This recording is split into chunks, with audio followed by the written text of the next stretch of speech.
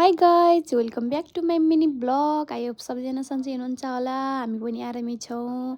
आज चाहिँ म र मेरो सानो बहिनी भएर हामी चाहिँ मुकबाम गरौँ न त भनेर घरमा कोही नभएको बेलामा सेम सेम लुगा लाएर मेकअप गरेर क्यामेरा अगाडि बसेर खाना खाएका थियौँ कति जति खाइन्छ भनेर। अनि करेन्ट चाहिँ अघि आजैको फ्रेस करेन्ट र कोक चाहिँ, तर मोमो चाहिँ हिजो हामी बाहिर क्याफेतिर खाना गएको थियौँ अनि त्यहाँ खाना नसकेर लिएर आएको थियौँ कि त्यही। अनि आज चाहिँ फ्राई गरेर खाएको यही मोमो चाहिँ।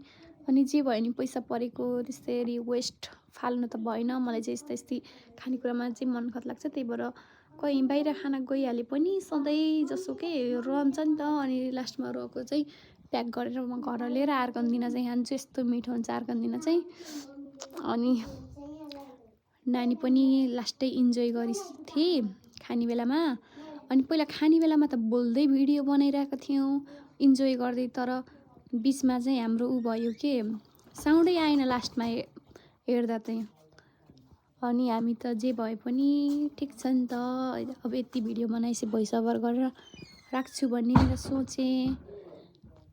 अनि यो नानी चाहिँ कति चकचके कति धेरै बोली थिए।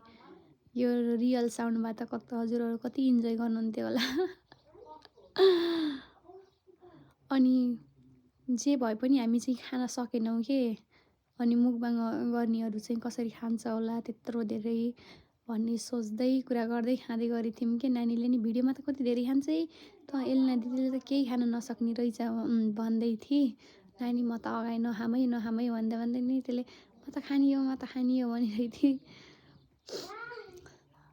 अनि करेन्ट चाउचाउ चाहिँ हामीले फ्रिजमा राखेर आछौँ दिउँसो खाने भन्दै। मोमो अलिअलि सक्न आँटिसकेका थियौँ तर सकेका थिएनौँ। जे होस् रमाइलो भयो। यत्रो रह्यो भन्दै देखाइसकेका थियौँ हामीले चाहिँ। बाई, अर्को नेक्स्ट टाइम भेटौँला भन्दै हामी बिदा भयौँ।